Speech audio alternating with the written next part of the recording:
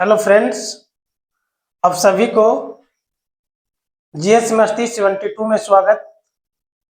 और दोस्तों, आपको पता है कि मैं जो हूँ फिजिक्स का क्लास स्टार्ट कर रहा हूँ और ये जो है बिल्कुल बेसिक टू एडवांस लेवल का क्लासेस होगा और आपको पर डे का क्लास प्ले लिस्ट बना करके डाला जाएगा। और आज हमारा क्लास दूसरा है। एक क्लास हम डाल चुके हैं। जो नए हैं, जो अभी अभी मेरे चैनल पे आए हैं, वो क्या करें, पहले मेरा पहला वीडियो देख लीजिए, उसके बाद ये दूसरा वीडियो देखिए, तब आपको अच्छा से समझ में आएगा। फिलहाल मैं जो फर्स्ट वीडियो में पढ़ाया था, फर्स्ट क्लास जो लिया था, उसका मैं थोड़ा सा रिवीजन करवाना चाहूँगा। और ये जो है हम लोग स्टार्ट करे थे प्रकाश के परावर्तन। प्रकाश के परावर्तन में हम लोग देखे थे कि प्रकाश के परावर्तन क्या है। तो प्रकाश के परावर्तन में हम लोग बात किए थे कि एक होता है आपतित किरण, यानी दर्पण से आकर के टकराने वाले किरण को आपतित किरण बोला जाता है, और टकरा करके वापस जाने वाला किरण को परावर्तित किरण बोला जाता है। और इसको बोलते हैं आपतित किरण, इसको बोलते हैं परावर्तित किरण, और इंग्लिश में बोले थे इंसिडेंट रे, और इसको बोले थे रिफ्लेक्टेड रे। और एक ये तल के साथ 90 डिग्री का जो रेखा कोण बना रहा था, 90 डिग्री का जो कोण बना रहा था, उस रेखा को हम लोग बोले थे अभिलंब नॉर्मल। तो हम लोग यहाँ तक बात किए थे। उसके बाद हम लोग देखे थे प्रकाश के परावर्तन के नियम। प्रकाश के परावर्तन के दो नियम होते हैं। पहला नियम जो होता है आपतित किरण, परावर्तित किरण और आपतन बिंदु पर डाला गया अभिलंब। आपतित किरण, परावर्तित किरण और आपतन बिंदु पर डाला गया अभिलंब तीनों हमेशा हमेशा एक ही तल पे होते हैं। ये आपको बताया गया था प्रकाश के परावर्तन का पहला नियम। प्रकाश के परावर्तन का दूसरा नियम क्या था कि आपतन कोण परावर्तन कोण के बराबर होता है। यानी अगर हम आपतन कोण आई कहें तो आई आर के बराबर होता है। और आपको बताया गया था अगर कोई आपसे पूछे कि आपतन कोण किसे कहते हैं तो आप क्या जवाब देंगे? तो आप बताएंगे कि आपतित किरण और अभिलंब के बीच जो कोण बनता है उस कोण को बोलते हैं आपतन कोण। परावर्तन कोण क्या है? परावर्तित किरण और अभिलंब के बीच जो कोण बनता है उसको बोलते हैं परावर्तन कोण। और प्रकाश के परावर्तन के दूसरा नियम ये कहता है कि जितना आपतन कोण होगा उतना ही परावर्तन कोण होगा। और इस पर हमने एक दो न्यूमेरिकल भी करवाया था, जो मुझे उम्मीद है कि आप लोग अच्छे से वो न्यूमेरिकल किए होंगे और आपको समझ में भी आया होगा। फिलहाल आज भी हम एक दो न्यूमेरिकल करवा देंगे। दोस्तों, मेरा जो प्रयास है फिजिक्स में बस ऊपर ऊपर से पढ़ाने का प्रयास नहीं है। मेरा यह प्रयास है कि रेलवे का जितने भी एग्जाम है वो सारे एग्जाम भी कवर हो जाए यहाँ से, क्योंकि आपको पता ही है कि रेलवे में फिजिक्स का न्यूमेरिकल बहुत ज्यादा पूछता है, 2 3 4 5 भी न्यूमेरिकल पूछ देता है। तो अगर आप न्यूमेरिकल से भागिएगा तो आपको सिलेक्शन कैसे होगा? तो यहाँ पे हम लोग बात करेंगे कि न्यूमेरिकल को इतना अच्छे ढंग से देखेंगे कि आप सवाल पढ़ेंगे और विद इन 5 सेकेंड, 10 सेकेंड में, 5 सेकेंड में आप न्यूमेरिकल को आसानी से कर लेंगे। और अगर आप यहाँ पे टिक गए, इस चैनल पे अगर रेगुलरिटी आप इस वीडियो पे देखेंगे, तो मैं यकीन दिलाता हूँ आपको कि आप जब एग्जाम में बैठेंगे तो सबसे पहले न्यूमेरिकल खोजेंगे कि न्यूमेरिकल कहाँ है। और अगर न्यूमेरिकल आएगा तो अपने आप को शाबाशी देंगे कि बहुत अच्छा पेपर रहा जिसमें न्यूमेरिकल आया, और न्यूमेरिकल को बहुत इजीली आप कर जाएंगे। तो चलिए हम लोग यहाँ पे आगे बात करते हैं। आपको बताया गया था ये होता आपतन कोण, ये होता परावर्तन कोण, और इसको बोलते हैं ग्लांसिंग एंगल यानी छूता हुआ कोण। क्या बोलते हैं? ग्लांसिंग एंगल यानी छूता हुआ कोण।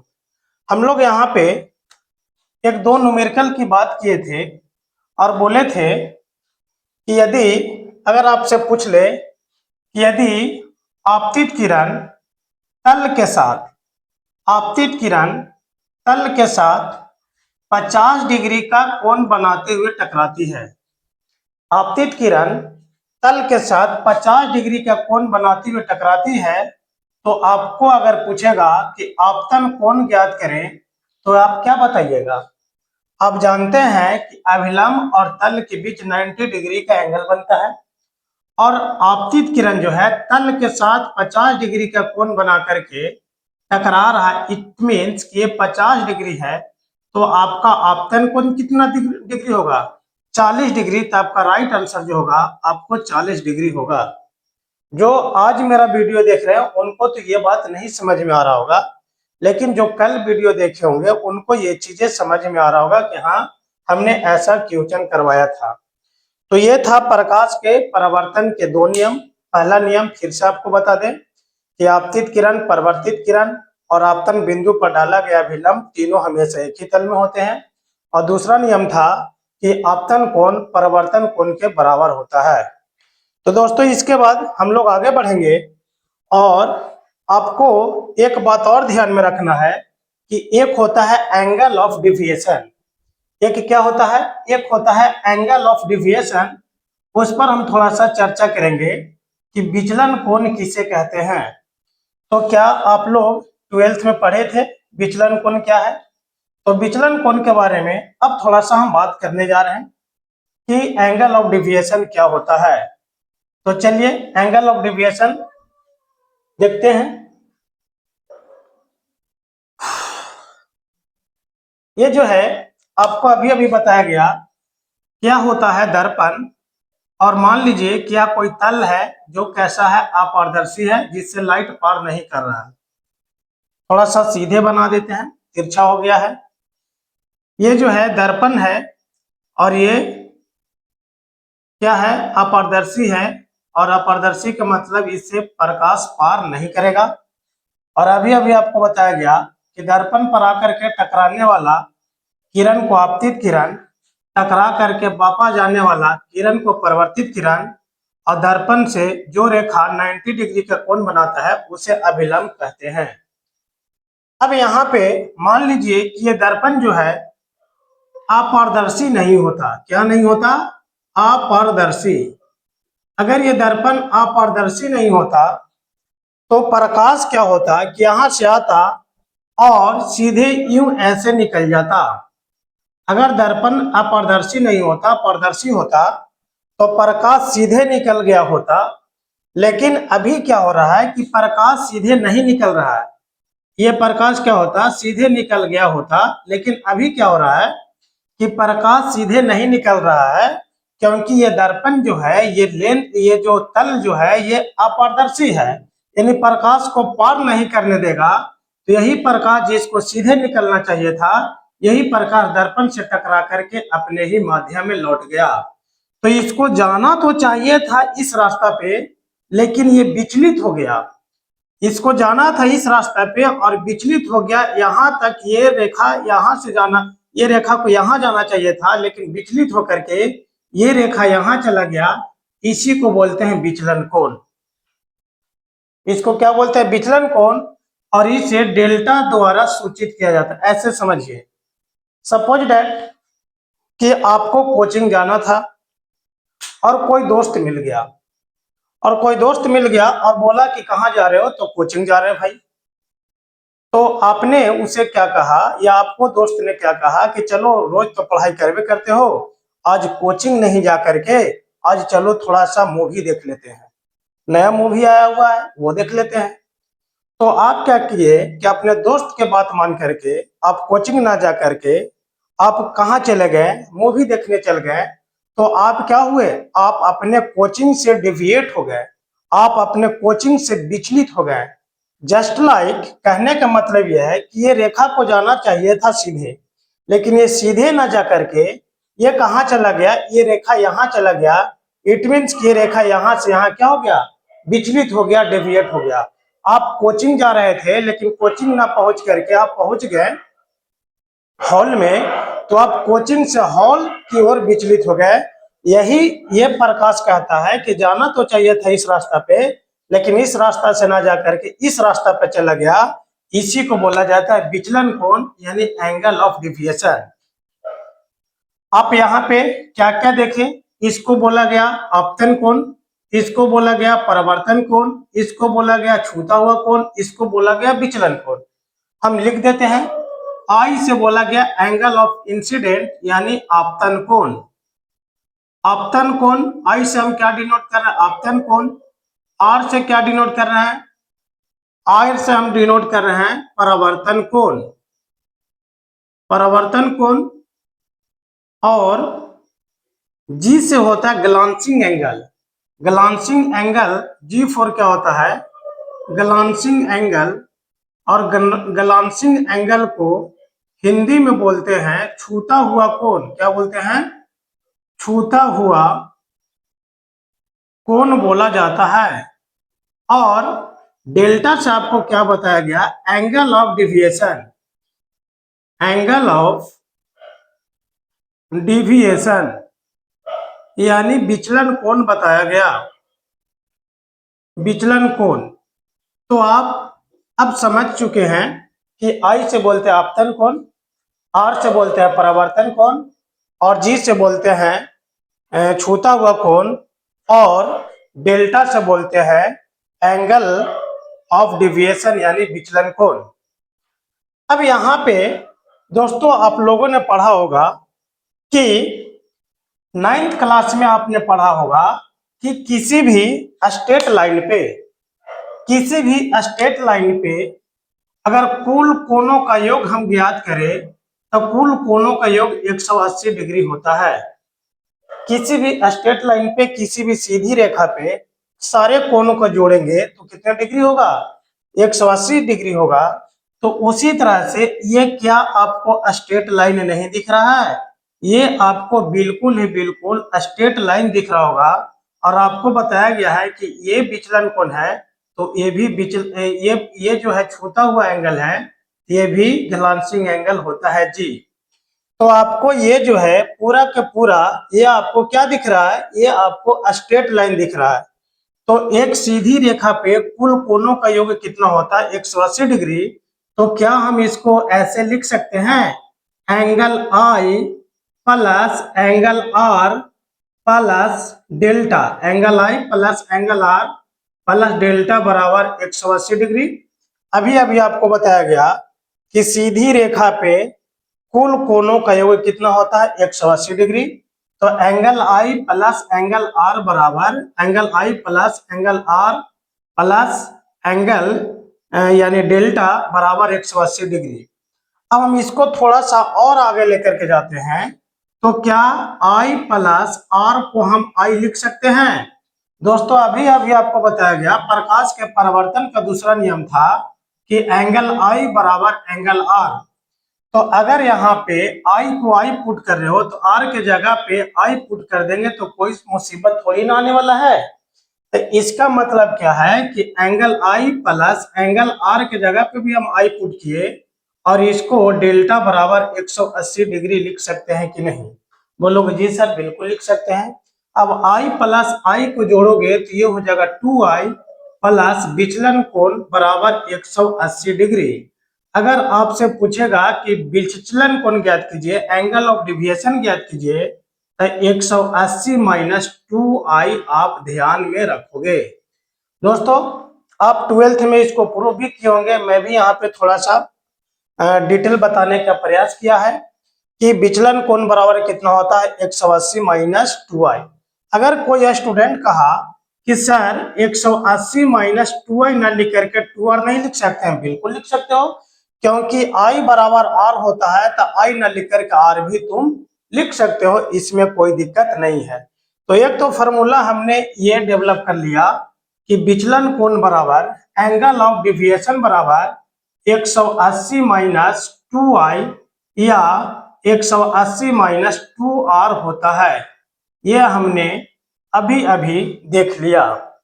क्या इसको और भी किसी फॉर्म में लिखा जा सकता है, क्या आप 12th में पढ़े हैं? तो जी बिल्कुल आप पढ़े होंगे कि इसको अगर हम आगे बढ़ाएंगे तो थोड़ा सा एक और फॉर्मूला बनेगा, उसको भी हम लोग देख लेते हैं। यहां तक रहने देते हैं, यहां के बाद हम बात करते हैं, यहां के बाद हम बात करते हैं यहाँ पे। चलिए यहाँ पे थोड़ा सा बोर्ड छोटा है। मैं बोर्ड बड़ा बनवा लूंगा, अभी थोड़ा सा दिक्कत चल रहा है इसलिए बोर्ड मेरे पास छोटा है। कोई बात नहीं, छोटा रहने से क्या होगा, पढ़ाने वाला अच्छा होना चाहिए, आपको समझ में आना चाहिए, वो पढ़ाई होना चाहिए जो एग्जाम में डायरेक्टली टपके, वही आपके लिए बेनिफिट है। हमारे पास बोर्ड बहुत बड़ा हो जाए या डिजिटल बोर्ड हो जाए तो उससे आपको क्या फायदा, पढ़ाना तो मुझे ही है, तो मैं पढ़ा रहा हूँ, जो भी मेरे पास संसाधन है उसी संसाधन में हूँ, कोई दिक्कत नहीं है। धीरे धीरे आप लोग का सपोर्ट रहा तो डिजिटल बोर्ड भी हो जाएगा, इसमें कौन बड़ी बात है।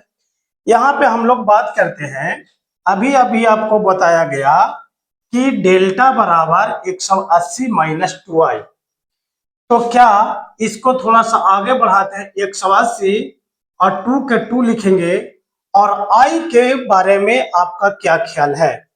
तो बोलोगे कि गुरुजी i के बारे में ये लिखेंगे हम कि i अगर निकालना है तो 180 में से 180 नहीं 90 में से अगर g घटा देंगे तो i निकलेगा कि नहीं, बिल्कुल निकलेगा।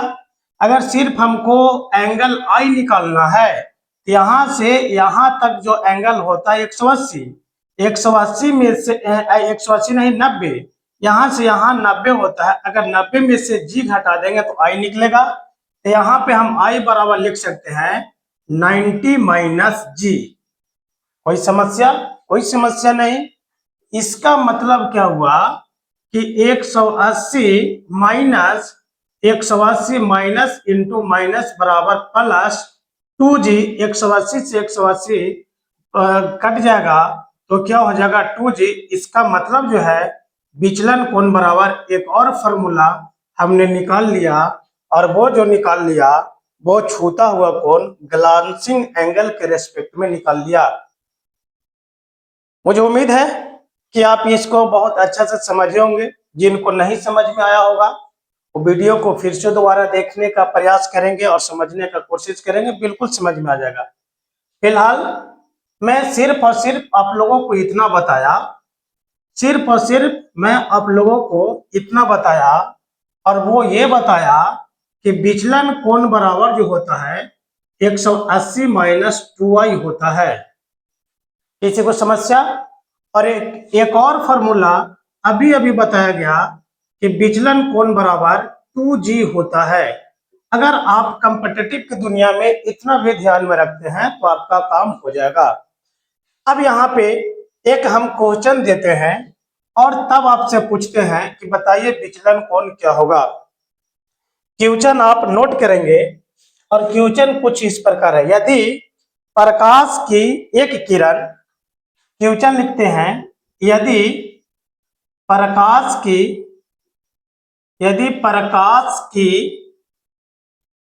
एक किरण, यदि प्रकाश की एक किरण सतह से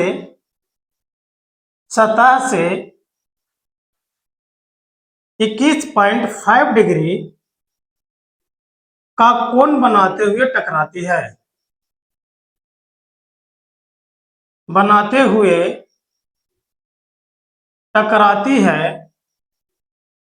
तो विचलन कोण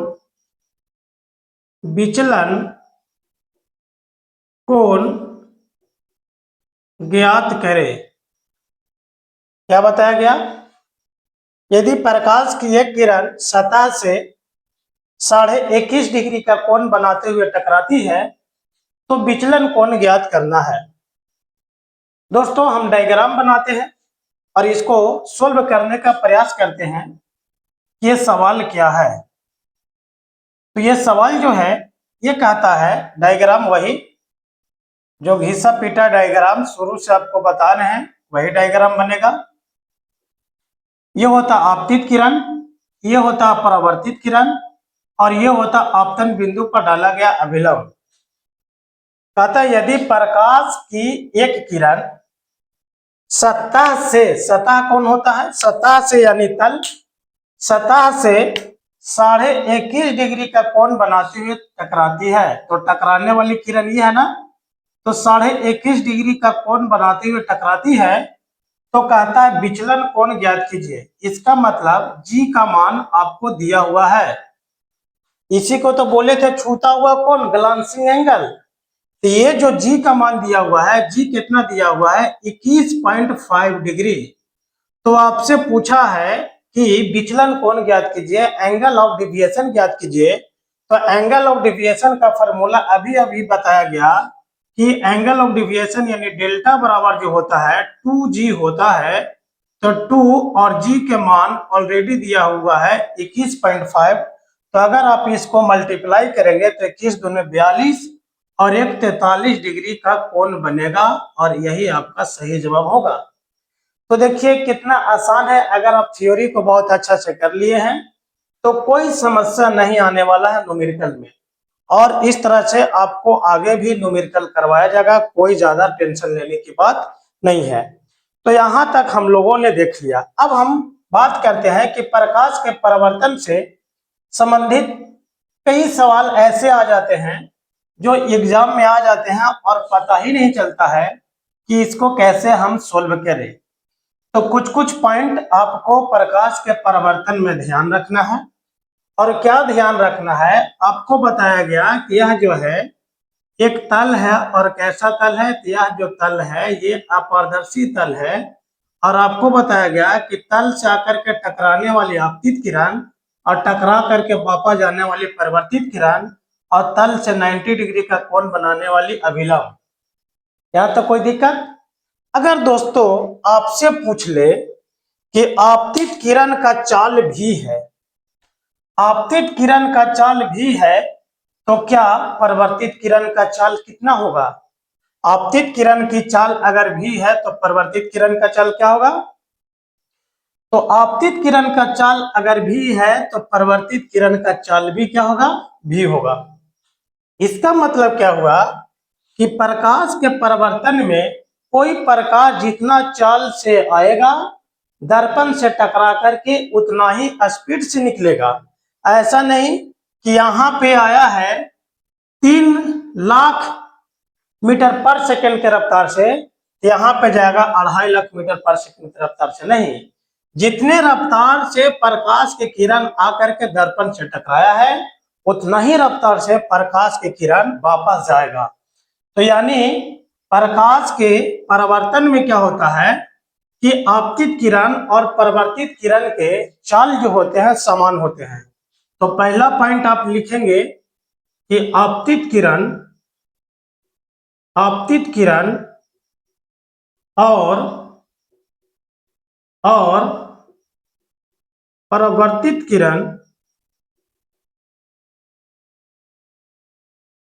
के चाल समान होता है। आप अच्छा से समझ रहे होंगे कि जिस चाल से आया उसी चाल से जाएगा। दूसरा आपको ध्यान रखना है कि क्या आपतित किरण का वेग परावर्तित किरण के वेग के समान होगा? चाल तो समान है, स्पीड तो समान है। गुरुजी आपने बताया कि आपतित किरण और परावर्तित किरण का जो स्पीड होता है बिल्कुल सेम होता है, कोई दिक्कत नहीं, समझ गए। लेकिन क्या आपतित किरण का वेग परावर्तित किरण के वेग के समान होता है? तो जी नहीं, आपतित किरण का वेग जो है परावर्तित किरण के वेग के बराबर नहीं होता, समान नहीं होता है, ये अंतर हो जाता है। तो कहोगे ये कैसे?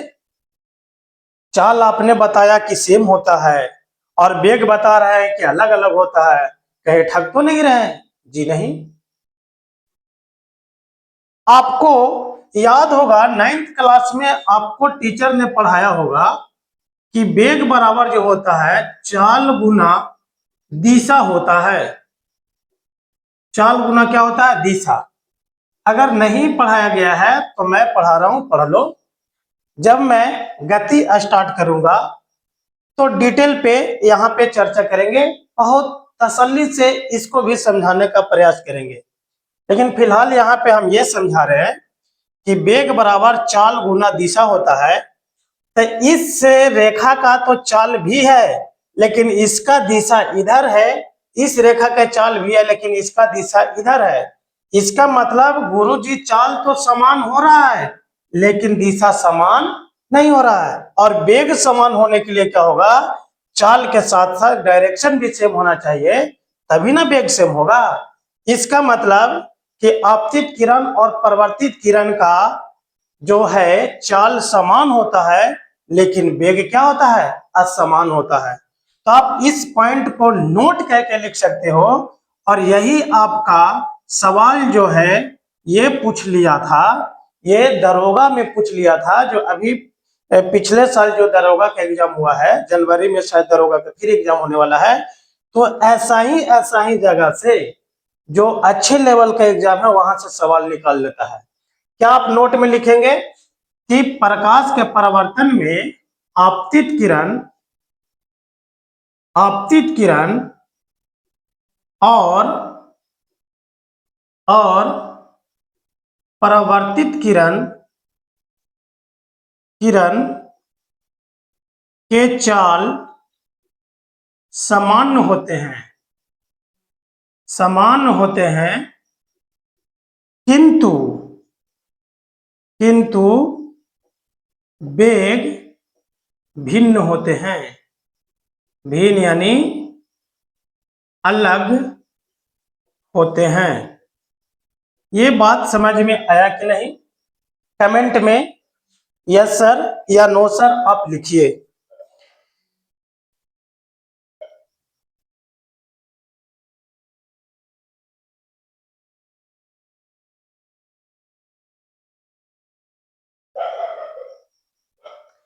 चलिए, मुझे उम्मीद है कि आपको ये चीजें समझ में आया होगा।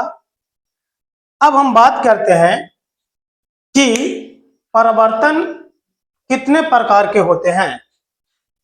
अभी आपको बताया गया कि परावर्तन के 2 नियम होता है। उसी प्रकार से परावर्तन के हम लोग प्रकार देखेंगे तो परावर्तन जो होता है ये भी 2 प्रकार के होता है। परावर्तन कितने प्रकार के होते हैं? तो परावर्तन भी 2 प्रकार के होते हैं। प्रकाश के परावर्तन कितने प्रकार के होते हैं? तो परावर्तन मेनली 2 प्रकार के होते हैं। एक को बोलते हैं नियमित परावर्तन। क्या बोलते हैं? नियमित परावर्तन।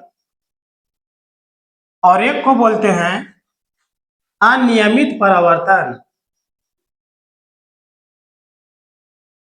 अनियमित परावर्तन इंग्लिश में देखें तो इसको बोलेंगे रेगुलर रिफ्लेक्शन,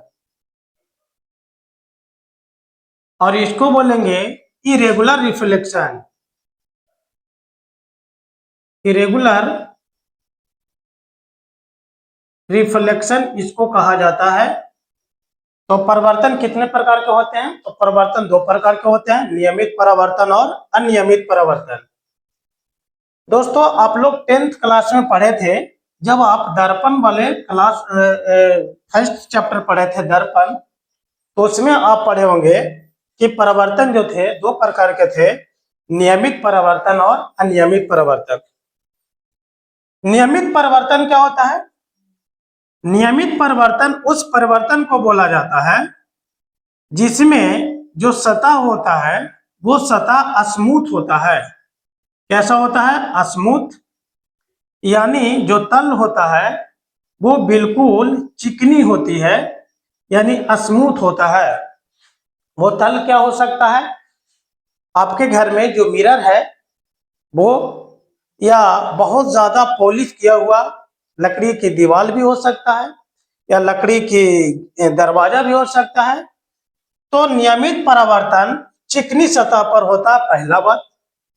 दूसरा बात, नियमित परावर्तन किसे कहते हैं? तो नियमित परावर्तन उस परावर्तन को कहा जाता है जब प्रकाश समांतर आए और दर्पण से टकरा करके समांतर वापस चला जाए। क्या कहा? समांतर, जब प्रकाश पैरेलल आए और दर्पण से टकरा करके पैरेलल ही निकल जाए तो ऐसे परावर्तन को नियमित परावर्तन कहा जाता है। रेगुलर रिफ्लेक्शन क्या है कि समांतर आएगा और समांतर ही वापस जाएगा। तो इस परावर्तन को क्या बोलते हैं? रेगुलर रिफ्लेक्शन, यानी नियमित परावर्तन। और नियमित परावर्तन बोलते हैं। और नियमित परावर्तन आप जानते हैं कि परावर्तन, इसको आपतित किरण, इसको परावर्तित किरण, ये क्या होता है? अभिलंब होता है। आपतित किरण, परावर्तित किरण, ये क्या होता है? अभिलंब होता है। तो समांतर किरणें आएंगे और समांतर वापस चले जाएंगे, तो ऐसे परिवर्तन को क्या बोलते हैं? नियमित परावर्तन बोला जाता है। लेकिन अनियमित परावर्तन किसे कहते हैं? तो अनियमित परावर्तन वह परिवर्तन है जो चिकनी सतह पे नहीं, यह खुरदरा सतह पर पड़ता है। खुरदरा सतह करने का मतलब जो सतह जो है रफ हो, यानी सरफेस कैसा हो? रफ सरफेस हो, यानी खुरदरा हो। खुरदरा हो, रोड हो सकता है, दीवार हो सकता है, या कोई भी चीज जो खुरदरा हो, चिकनी नहीं हो। और जब खुरदरा सतह पर प्रकाश के परावर्तन होगा, तो प्रकाश को अगर आप समांतर डालोगे तो समांतर तो आएगा जरूर, लेकिन ये समांतर ना जा करके ये असमांतर चला जाएगा। यानी आया था समांतर से लेकिन जा रहा असमांतर, तो ऐसे परिवर्तन को अनियमित परिवर्तन बोला जाता है। और अगर आपसे सवाल पूछ ले कि प्रकाश के परावर्तन के नियम किस पर फॉलो करता है? नियम मतलब वही दो, कौन कौन? प्रकाश के परावर्तन का पहला नियम, आपतित किरण, परावर्तित किरण और आपतन बिंदु पर डाला गया अभिलंब। और दूसरा नियम, आपतन कोण परावर्तन कोण के बराबर होता है। तो कह रहा है कि प्रकाश के परावर्तन के नियम नियमित परिवर्तन पे काम करेगा क्या नियमित पे? तो दोस्तों, प्रकाश के परावर्तन का जो नियम है नियमित पर भी काम करेगा और अनियमित पर भी काम करेगा, कोई भेदभाव नहीं करेगा। अगर आपसे पूछ ले अनियमित परिवर्तन किसे कहते हैं, तो वैसे परिवर्तन जो रेखीय या किरणें तो समांतर आएगी, लेकिन दर्पण से टकरा करके, सरफेस से टकरा करके वो जो है किरणें समांतर नहीं जा करके असमांतर चली जाती है, वैसे परिवर्तन को क्या बोलेंगे? अनियमित परिवर्तन। लेकिन ध्यान रहे, यहाँ पर भी परिवर्तन के नियम फॉलो करेगा। यहाँ पर अगर जितना डिग्री की कोण बना करके आया है उतना ही डिग्री का कोण बना करके आएगा, जितना डिग्री का ये कोण बना के आया उतना ही डिग्री का कोण बना करके जाएगा। यानी परिवर्तन के नियम नियमित परिवर्तन हो या अनियमित परिवर्तन हो, हर तरह के परिवर्तन पे परिवर्तन के नियम कार्य करता है। क्या दोस्तों आपको यह बात समझ में आया? अगर समझ में आया तो इजाजत दीजिए आगे बढ़ते हैं। तो इस तरह से हम लोग प्रकाश के परिवर्तन देख रहे थे। अब हम लोग थोड़ा सा आगे बढ़ेंगे और हम लोग बात करेंगे समतल दर्पण पे, क्योंकि दर्पण हम यहाँ पे इसलिए पढ़ा दे रहे हैं कि आपको एक बार दर्पण एक बार और पढ़ाएंगे और उसमें पढ़ाया जाएगा अवतल दर्पण, उत्तल दर्पण। लेकिन यहाँ पे हम लाइट पढ़ा रहे हैं और ये जो सरफेस ले रहे हैं ये एक तरह का समतल दर्पण ही है, इसलिए इसी कड़ी में हम समतल दर्पण की चर्चा कर लेंगे और आगे हम बढ़ते हैं समतल दर्पण की ओर। तो चलिए, समतल दर्पण से आप लोग सब कोई वाकिफ होंगे। क्या होता है समतल दर्पण? आप बताइए किसे कहते हैं समतल दर्पण? क्या आपके घर में प्लेन मिरर है, समतल दर्पण है? तो बोलोगे गुरुजी कैसी बात कर रहे हो, हमारे घर में तो कई प्लेन मिरर पड़ा हुआ है। तो जी सही आपने बोला। हम लोग बात करेंगे समतल दर्पण। समतल दर्पण को इंग्लिश में बोलते हैं प्लेन मिरर। प्लेन मिरर बोला जाता है इंग्लिश में समतल दर्पण। समतल दर्पण में क्या होता है कि ये जो दर्पण होता है, अच्छा, किसी भी चीज को दर्पण कब कहेंगे? दर्पण जब भी कहेंगे कि जिसका एक सतह क्या हो? रचित हो, एक सतह पेंटेड हो। अगर वो सतह पेंटेड नहीं होगा तो वो दर्पण नहीं होगा, लाइट आर पर कर जाएगा। तो जब लाइट आर पर कर गया तो वो चीजें दर्पण नहीं रहा, वो फिर लेंस वगैरह में चला जाएगा।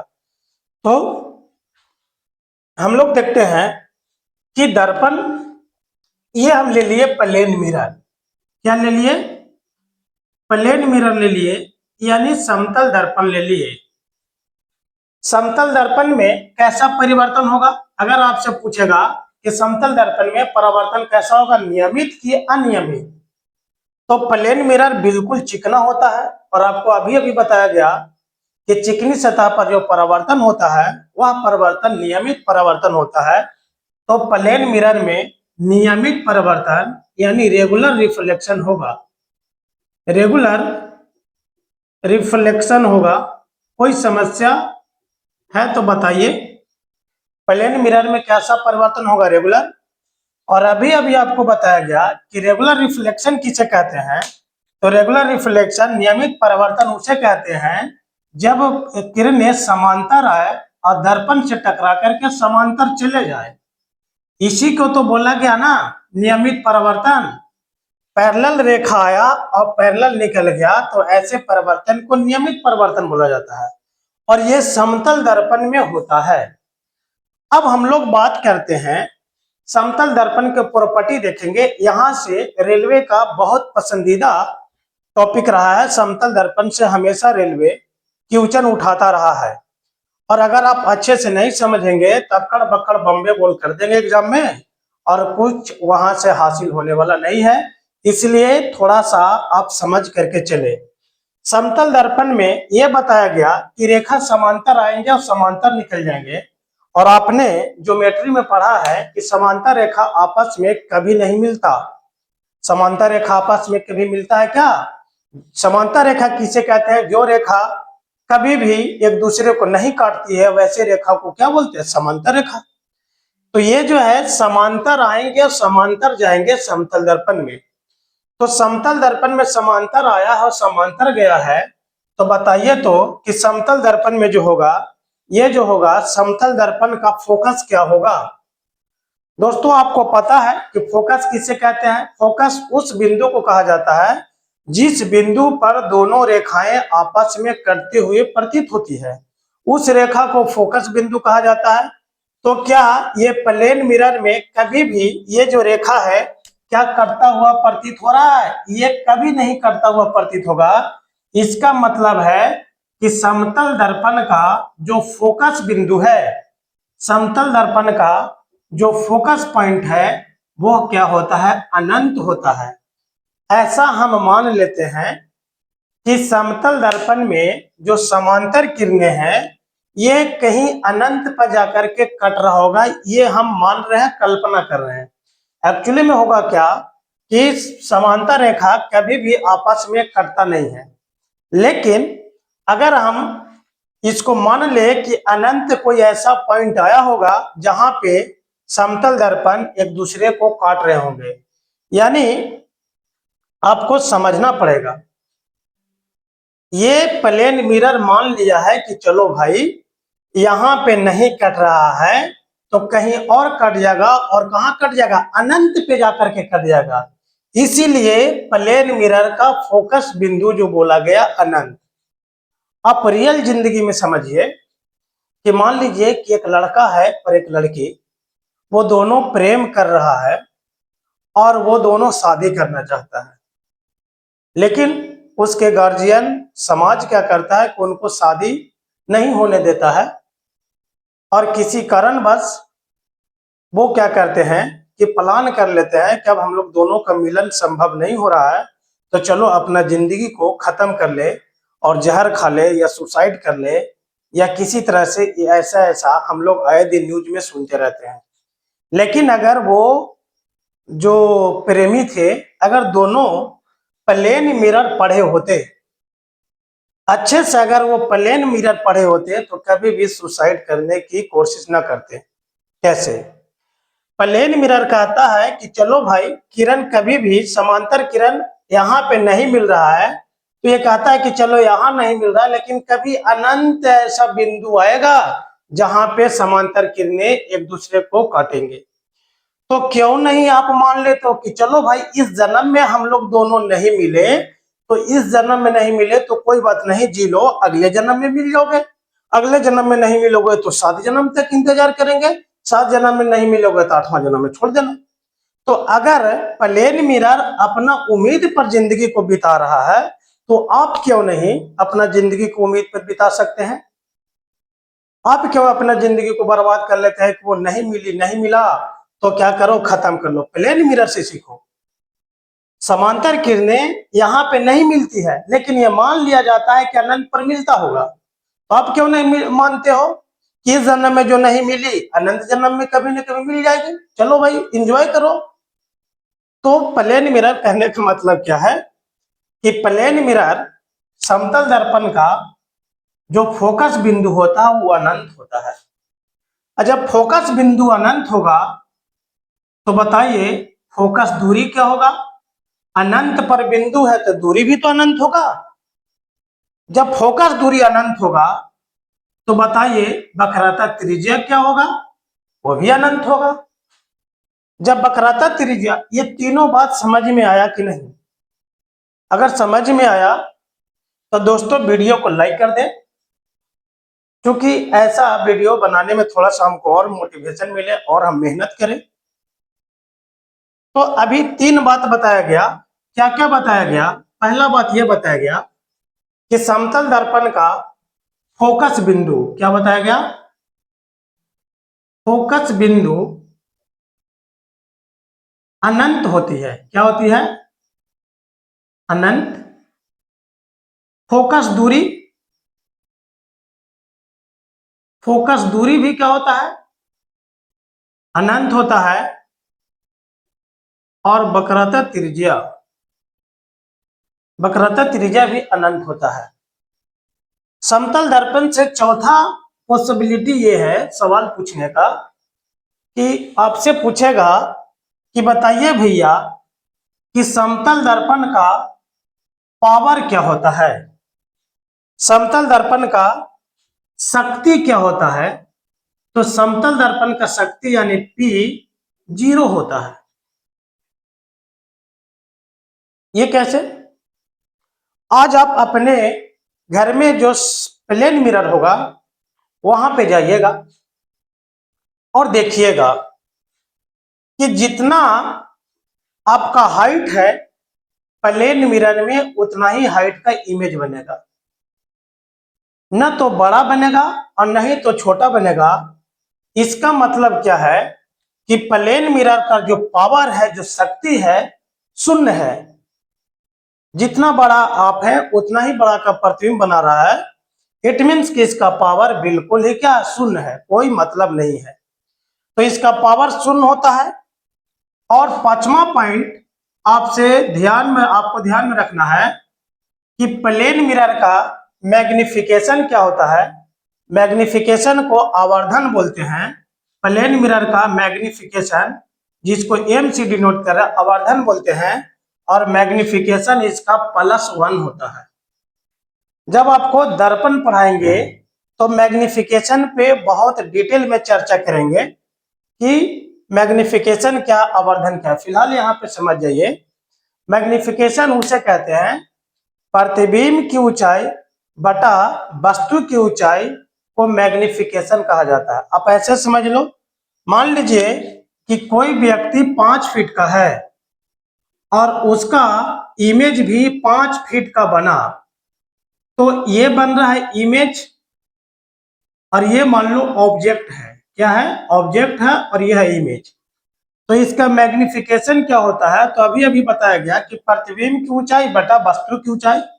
तो 5 फीट बटा 5 फीट, इसको काटोगे तो 1 होता है, यही मैग्निफिकेशन कहलाता है। और पॉजिटिव का मतलब ये होता है कि सीधा प्रतिबिंब। अगर आप प्लेन मिरर के सामने खड़ा होते हैं तो अगर आपका मुंडी ऊपर में है तो मुंडी ऊपर में ही बनेगा। इसका मतलब प्लेन मिरर में सीधा प्रतिबिंब बनता है और मैग्निफिकेशन क्या होता है? 1 होता है। मैग्निफिकेशन 1 कहने का मतलब हुआ कि जितना बड़ा वस्तु है उतना ही बड़ा प्रतिबिंब बनता है। क्या ये पांचों पॉइंट आपको समझ में आया कि नहीं? अगर समझ में आया तो यहां से रेलवे बहुत ज्यादा सवाल पूछता है। समतल दर्पण रेलवे का बहुत पसंदीदा टॉपिक है। तो यहाँ पे एक बार फिर से रिवीजन कर देते हैं कि प्लेन मिरर का जो फोकस बिंदु होता है वो अनंत होता है। जब फोकस बिंदु अनंत होगा तब फोकस दूरी भी अनंत होगा। जब फोकस दूरी अनंत होगा तो त्रिज्या भी अनंत होगा, क्योंकि आप जानते हैं कि त्रिज्या फोकस दूरी का डबल होता है। तो जब फोकस दूरी अनंत है तो त्रिज्या डबल अनंत करोगे, मजाक बनाओगे, इसलिए इसका त्रिज्या भी क्या होता है? अनंत होता है। ये 3 पॉइंट समझ में आया। उसके बाद चौथा जो है, समतल दर्पण का शक्ति जो है, पावर जो है, वो भैया शून्य होता है। और इसका मैग्निफिकेशन क्या होता है, +1 होता है। 1 नहीं बताना, +1। +1 कहने का मतलब कि सीधा प्रतिबिंब, और जितना बड़ा वस्तु उतने बड़ा प्रतिबिंब। तो मुझे लग रहा है कि यहां तक आपको अच्छा से समझ में आ रहा होगा। इसके बाद हम लोग समतल दर्पण में और थोड़ा आगे बढ़ते हैं, और समतल दर्पण में थोड़ा सा और आगे चर्चा करेंगे। दोस्तों, आप मेरे वीडियो को अभी अभी देखना चालू किए हैं तो आपसे हाथ जोड़कर निवेदन है कि आप मेरा पहला वीडियो जरूर देखिए। जब तक आप पहला वीडियो नहीं देखिएगा, दूसरा वीडियो थोड़ा कम समझ में आएगा। और जो हमसे परिचित हैं वो जानते हैं कि मेरा एक ऑफलाइन में कॉम्पिटिटिव क्लास चलता है, और मैं गया जिला के सिरघाटी से बिलोंग करता हूँ। सिरघाटी में ही मेरा कॉम्पिटिटिव क्लास है। उस क्लास का नाम है उत्कर्ष कॉम्पिटिटिव क्लासेस सिरघाटी। तो अगर आप सिरघाटी के आसपास है, इस वीडियो को देख रहे हैं, आप चाहते हैं कि सर के सामने रह करके पढ़े, इस तरह का कंसेप्ट समझे, तो आप आइए। बिल्कुल वहां पे नॉमिनल फी में हम अभी सेवा दे रहे हैं। और आप नहीं आ सकते हैं, कहीं दूर के हैं, तो आप इस चैनल पे बने रहिए। आपको 1 बाय 1 वीडियो करके प्ले लिस्ट बना करके दे दिया जाएगा, और डेफिनेटली यहाँ से सवाल जो है आपका सोल्व होगा। और मैं आपसे एक बात और कहना चाहूंगा कि जैसे ही मैं एक टॉपिक खत्म करूंगा, उससे संबंधित जो है 50, 60, 100, 200 क्वेश्चन जो प्रीवियस ईयर में आज तक पूछा, वो आपको डिस्कस करूंगा। और आपको पता ही है कि मैं अपने चैनल पे पर डे करेंट अफेयर भी डालता हूं, तो आप उसको भी देख सकते हैं। तो चलिए हम लोग थोड़ा सा प्लेन मिरर में और आगे बात करते हैं। और प्लेन मिरर में रेलवे का एक बहुत पसंदीदा क्वेश्चन है, और मैं आपसे पहले पूछूंगा फिर बताऊंगा कि आपने कहीं पढ़ा है तो क्या आप इस तरह से सेटिस्फाइड हुए, क्या आपको कंसेप्ट क्लियर था कि नहीं। मेरा सवाल यह है कि पूर्ण प्रतिबिंब देखने के लिए वस्तु की ऊंचाई की कितनी ऊंचाई समतल दर्पण होनी चाहिए। सपोज डैट कि आप चाहते हैं कि आपका पूरा का पूरा प्रतिबिंब प्लेन मिरर में बने, तो आपका हाइट मान लीजिए h है, तो प्लेन मिरर का कितना हाइट मिनिमम होना चाहिए जिसमें आप टॉप टू बॉटम देख लें। यानी पूर्ण प्रतिबिंब देखने के लिए समतल दर्पण की ऊंचाई वस्तु की ऊंचाई की कितनी होनी चाहिए। सवाल यह आएगा, पूर्ण प्रतिबिंब देखने के लिए समतल दर्पण की ऊंचाई वस्तु की ऊंचाई की कितनी होनी चाहिए। तो चलिए यहाँ इस क्वेश्चन को रेलवे हर एक 1 साल 2 साल पे रिपीट करता है, और ना जाने एग्जाम में कितना ये पसंदीदा एग्जामिनर का क्वेश्चन रहा है कि आप जब प्रीवियस ईयर उलट के देखेंगे तब पता चलेगा कि हर एक साल ये ऐसा सवाल है जो हर बार आकर के टपक जाता है। हमने क्या कहा, मान लीजिए आपको समझाने का प्रयास करते हैं कि मान लीजिए यह जो है प्लेन मिरर है। यह क्या है, प्लेन मिरर है। और थोड़ा सा सीधा बना देते हैं। सपोज डैट क्या जो है प्लेन मिरर है। चलो भाई ऐसे ही बना दो, कोई दिक्कत नहीं। ये जो है प्लेन मिरर है, और प्लेन मिरर के सामने मान लो कि कालू नाम के एक व्यक्ति या गोलू नाम के एक लड़का प्लेन मिरर के सामने खड़ा है। समझ लो भाई, खड़ा है, बैठा है तो है ये, लेकिन समझ लो कि खड़ा है। तो अगर मान लीजिए कि इस लड़का के हाइट h है, सपोज डेट मान लीजिए कि यह है छोटू।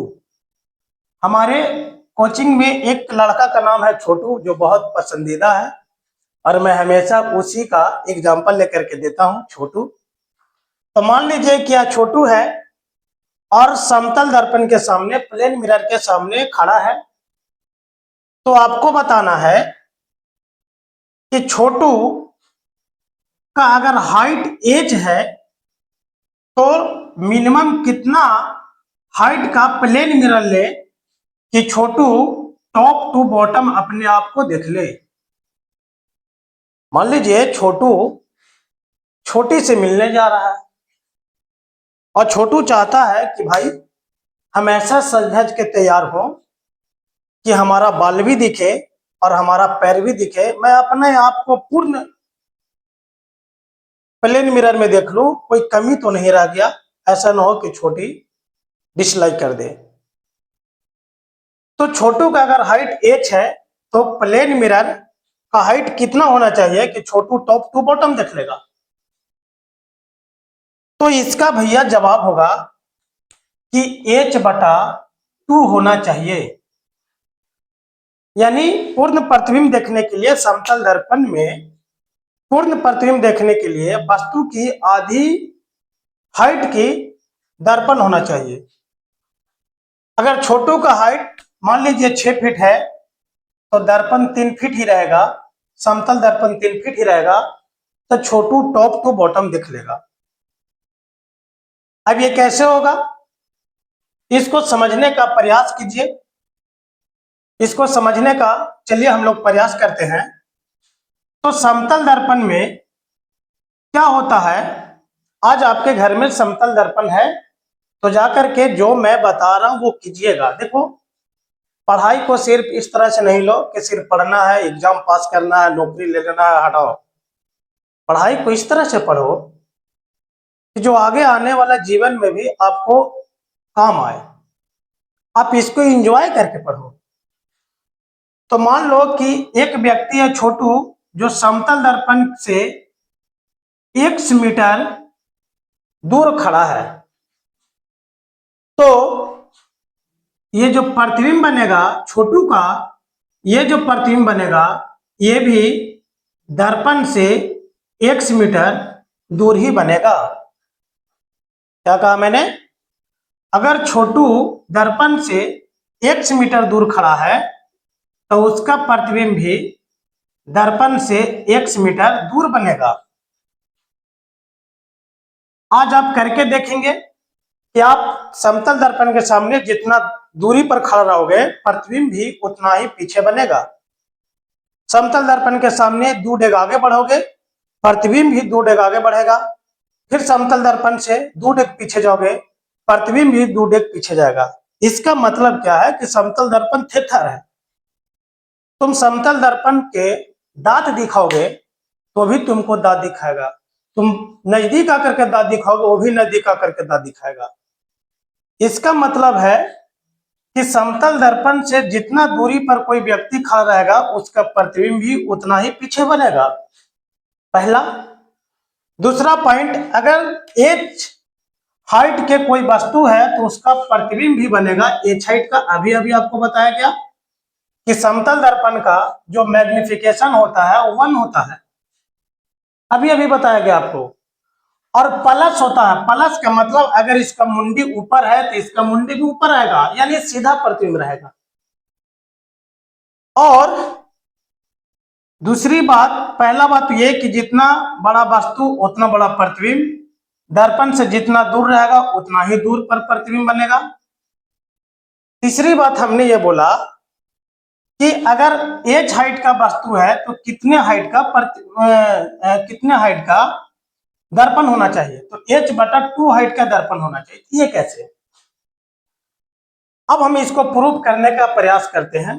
देखिए, बहुत टीचर से आपने पढ़ा होगा ये, लेकिन आपको टीचर यहाँ पे निकाल दिया होगा बता करके कि देखो जी पूरा प्रतिबिंब देखना है तो अपने हाइट का आधे हाइट का दर्पण लेना, काम चल जाएगा। लेकिन प्रूफ करने के बात हम कर रहे हैं, हम प्रूफ करेंगे। देखिए, आपने 10th क्लास के ज्योमेट्री पढ़ा होगा और आपने पढ़ा था थेल्स थ्योरम। क्या पढ़ा था? थेल्स थ्योरम पढ़ा था। और थेल्स थ्योरम ये कहता था, मान लीजिए ए बी सी कोई त्रिभुज है और इस त्रिभुज के ए बी का मिड पॉइंट डी ई है और ए सी का मिड पॉइंट एफ है, और अगर इस मिड पॉइंट को मिलाते थे तो ये और ये समांतर होता था और ये 10 होता था तो ये 5 होता था। क्या मैंने कहा? ए बी सी एक त्रिभुज है, ए बी का मिड पॉइंट ई है और ए सी का मिड पॉइंट एफ है, और ई और एफ को अगर मिला देंगे तो ये रेखा इस रेखा के समांतर होगा और ये रेखा इसका आधा होगा। ये आपने ज्योमेट्री में सिद्ध किया था क्लास 10th में। तो हम यही बात यहाँ पे अप्लाई करने वाले हैं कि मान लीजिए ये जो था छोटू था, थोड़ा सा फिगर बना देते हैं अच्छा, क्योंकि छोटू को छोटी से मिलने जाना है, छोटू को छोटी से मिलने जाना है, तो ये फिगर बना देते हैं थोड़ा सा स्मार्ट, छोटू को बना देते हैं, ऐसा ना हो कि छोटी देखिए कि भाग जाए। नहीं, अब ठीक है।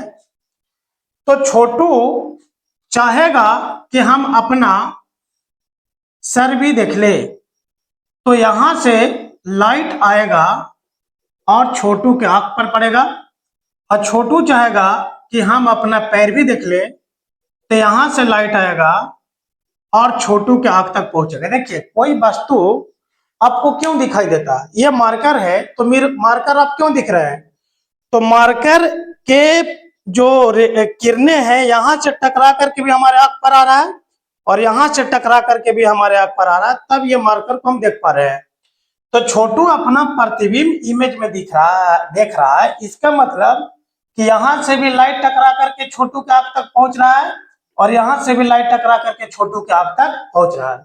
इसका मतलब भैया छोटू जो है मात्र और मात्र इतना बड़ा दर्पण में अपना प्रतिबिंब देख लेगा। क्या यह दर्पण के यूज हुआ? बिल्कुल नहीं। क्या यह दर्पण के यूज हुआ? बिल्कुल नहीं। यह दर्पण फर्श दिखा देगा, यह दर्पण पंखा वगैरह दिखा देगा, लेकिन छोटू के काम के लायक कितना रहा? ये रहा, और जितना बड़ा छोटू है उसका आधा हाइट का दर्पण चाहिए। बोलिए समझ में आया कि नहीं? अब इसको कैसे आप प्रूव करें? तो मान लीजिए कि यह जो है छोटू एच हाइट का, अभी बताया गया कि जितने बड़ा वस्तु उतने बड़ा प्रतिबिंब, एच हाइट का प्रतिबिंब, और अभी बताया गया कि जितना दूरी पर ये रहेगा खड़ा उतना ही दूरी पर ही रहेगा खड़ा। तो ये जो त्रिभुज है ए बी सी त्रिभुज है, तो इसका मिड पॉइंट हुआ ये और इसका मिड पॉइंट हुआ ये, और जब दोनों मिड पॉइंट को मिला देंगे तो इसका पैरेलल होगा, बिल्कुल पैरेलल होगा। और पैरेलल तो होगा ही होगा, लेकिन इसका ही क्या होगा? आधा होगा। अगर ये एच है तो ये कितना होगा? h/2। क्या समझ में आया? अगर नहीं समझ में आया तो डायरेक्ट घोटिए। क्या घोटना है? कि समतल दर्पण में पूर्ण प्रतिबिंब देखने के लिए दर्पण की हाइट वस्तु की आधी होनी चाहिए। घोट लीजिए। दूसरी बात आपको यह बताया गया कि समतल दर्पण में जितना बड़ा का वस्तु होगा उतना ही बड़ा प्रतिबिंब बनेगा। तीसरी बात आपको यह बताया गया कि समतल दर्पण से जितना दूर कोई वस्तु खड़ा रहेगा उतना ही पीछे उसका प्रतिबिंब बनेगा। एक बार एनटीपीसी में यहां से सवाल पूछ दिया। सवाल क्या पूछ दिया आप समझने का प्रयास करेंगे। बोला कि एक व्यक्ति है छोटू जो समतल दर्पण से 100 मीटर की दूरी पर खड़ा है।